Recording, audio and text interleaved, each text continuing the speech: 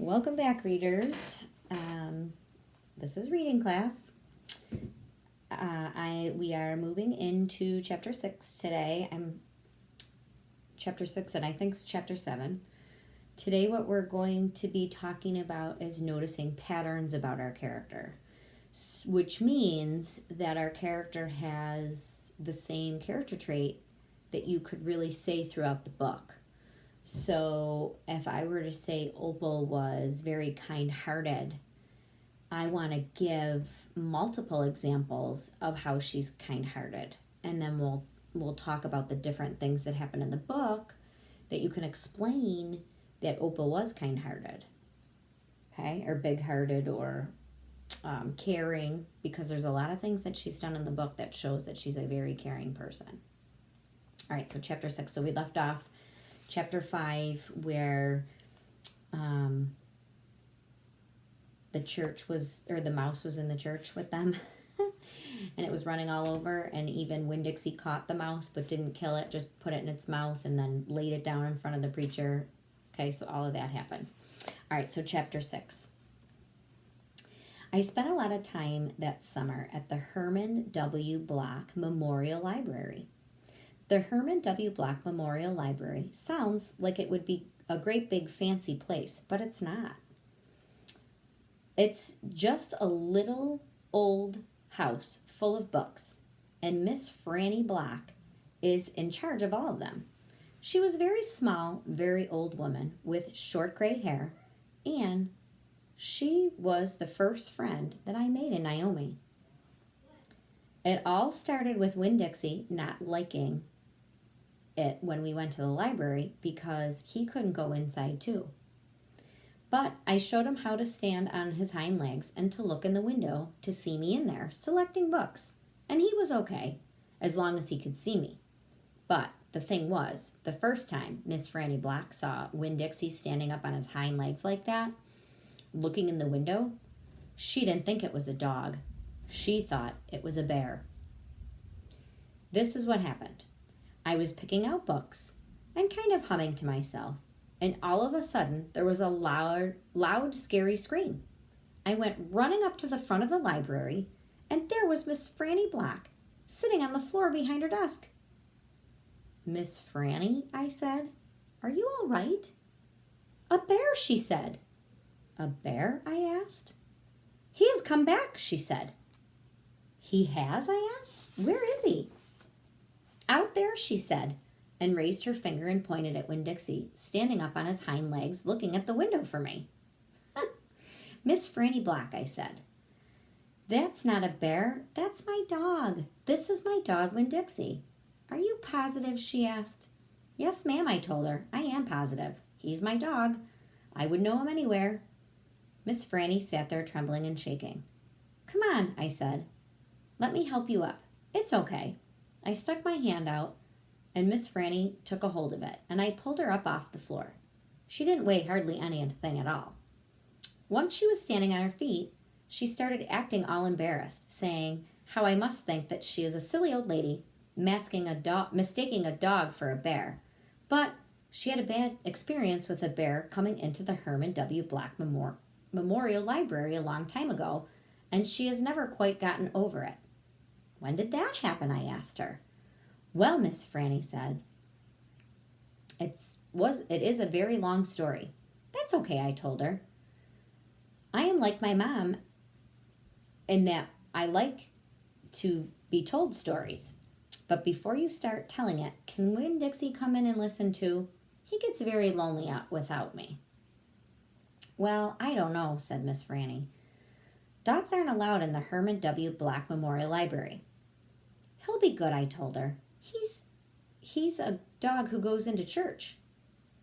And before she could say yes or no, I went outside to get Winn-Dixie, and he came in and laid down with a humph and a sigh right at Miss Franny's feet. She looked down at him and said, "He's most certainly is a large dog." "Yes, ma'am," I told her. "He has a large heart, too." "Well," Miss Franny said. She bent over and gave Winn-Dixie a pat on the head, and Winn-Dixie wagged his tail back and forth and sniffed his nose at the little lady's feet.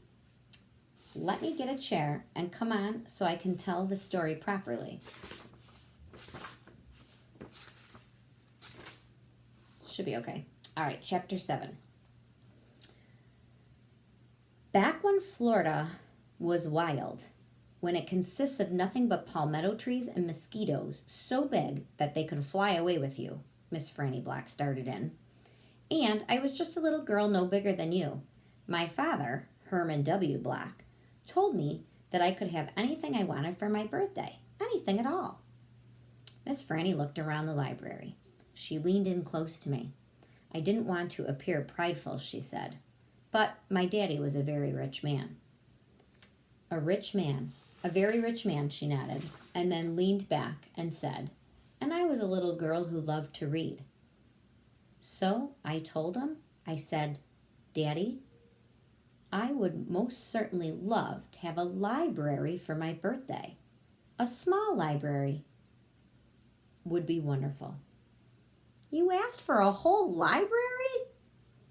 A small one, Miss Franny nodded. I wanted a little house with nothing but books, and I wanted to share them too. And I got my wish. My father built me this house, the one we are sitting in right now. At a very young age, I became a librarian, yes, ma'am. What about the bear, I said. Did I mention that Florida was wild in those days, Miss Franny Black said. Uh-huh, you did. It was wild. There were wild men, wild women, wild animals. Like bears? Yes, ma'am, that's right. Now I have to tell you, I was a little Miss Know-It-All and a little Miss Smarty Pants with my library full of books. Oh, yes, ma'am, I thought I had the answers to everything. Well, one hot Thursday, I was sitting in the library with all of the doors and windows open and my nose stuck in a book, when I saw a shadow that crossed the desk. And without looking up, yes, ma'am, without even looking up, I said, Is there a book I can help you find? Well, there was no answer, and I thought it might have been a wild man or a wild woman, scared of all the books and afraid to speak up. But then I became aware of a very peculiar smell, a very strong smell. I raised my eyes slowly, and standing right in front of me was a bear. Yes, ma'am, a very large bear. How big? I asked. Oh, well, Miss Franny said, perhaps 3 times the size of your dog. Then what happened? I asked. Well, said Miss Franny, I looked at him and he looked at me. We put his big nose up in the air and sniffed as if he was trying to decide if a little Miss Know-It-All librarian is what he was in the mood to eat. And I sat there, and then I thought, well, if this bear intends to eat me, I'm not going to let it happen without a fight. No, ma'am. So very slowly and very carefully, I raised the book I was reading. What book was that? I asked. Why, it was War and Peace, a very large book. I raised it up slowly, and I aimed it at him very carefully, and I threw it right at the bear, and I screamed, Be gone! And do you know what? No, ma'am. He went. But this is what happened that I will never forget. He took the book with him. No, I said. Yes, ma'am, said Miss Franny. He snatched it up and he ran. Did he come back? I asked. No, I never saw him again. Well, the men in the town used to tease me about it. They used to say, Miss Franny, we never saw that bear of yours out in the woods today. Miss Franny, we saw that bear of yours out in the woods today, and he was reading a book. And he said, it sure was good, and would it be all right if he kept it for another few weeks? Yes, ma'am, they did tease me about it, she sighed. I imagine I'm the only one left from those days. I imagine I am the only one that ever recalls that bear. All of my friends and everyone I knew when I was young, they're all gone. She sighed again. She looked sad and old and wrinkled, and at the same time, it was the same way I felt sometimes about being friendless in a town in a new town and not having a mama to comfort me. I sighed too. Winn-Dixie raised his head off his paws and looked back and forth between me and Miss Franny. He sat up then, and he showed Miss Franny his teeth. "Well, now will you look at that," she said. "That dog is smiling at me." "It's a talent of his," I told her. "It's a fine talent," Miss Franny said. "A very fine talent." She smiled back at Winn-Dixie. We could be friends," I said to Miss Franny. "I mean you and me and Winn-Dixie. We all could be friends." Miss Franny smiled even bigger. "Well, that would be grand," she said. "Just grand." And right at that minute, right when the three of us had decided to be friends, who should come marching in to the Herman W. Black Memorial Library but old pinched-up face Amanda Wilkinson. She walked right up to Miss Franny's desk and said, "I finished Johnny Tremain, and I enjoyed it very much. I would like something even more difficult to read now, because I am an advanced reader." "Yes, dear, I know," Miss Franny said, and she got up out of the chair. Amanda pretended like I wasn't there. She stared right past me. "Are dogs allowed in the library?" she asked Miss Franny as they walked away. "Certain ones," Miss Franny said. "A select few." And then she turned around and winked at me, and I smiled back. I had just made my first friend in Naomi, and nobody was going to mess that up for me. Not even old pinch face Amanda Wilkinson. Okay, so this is what I'm going to have you do. I am going to have you look at this paper. I'm going to attach it to the file with the reading that I just did. And what you're going to do is you're going to come up with one character trait that your character has throughout the whole story so far that you're reading. So this one says that she's big-hearted, or you could use, kind. And then right here, it says that Opal, why do you think this? Okay, so I think this because, one, Opal took Winn-Dixie home. Opal convinced her dad to let them keep Winn-Dixie. She gives Winn-Dixie a bath, so she takes care of him, right? That means you have a big heart. You want to take care of all of these, you want to take the dog home. You want to ask your dad. She gave him a bath. And then she also prayed for the mouse when he was kicked out of the church. Also, now we just read, I could add another one, and that she has befriended or became friends with Miss Franny.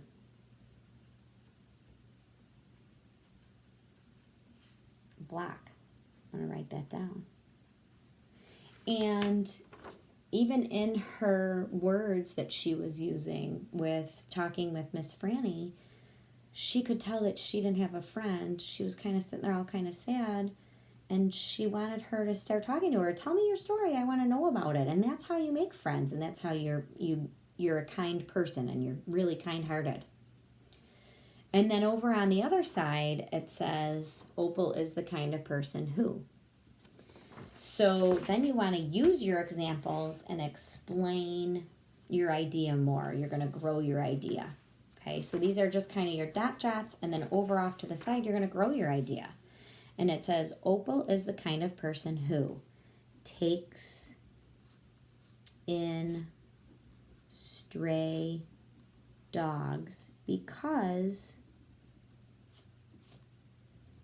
she doesn't want anything to happen to Winn-Dixie. Okay, so you're going to want to take these ideas over here, and then you're going to expand them over here, which means to grow your idea. Okay, so Opal is the kind of person who takes in a stray dog because she doesn't want anything to happen to Winn-Dixie. She convinced her dad to keep the dog and gives him a bath. Okay, so you're expanding on your ideas. And then you can just keep continuing. If you have more things to write, then just go down the paper.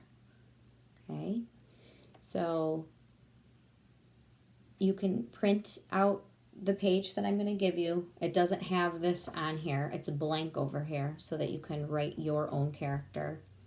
You could print it out and write in it, or you can write it in a notebook paper. Okay, just expand your ideas. And if you need some help, reach out. So you're just coming up really with one character trait, but you're saying 4 different examples in the story as to how you can describe your character being that way. And then you're just going to expand your idea over here. Okay? All right, good luck, readers. See you next time.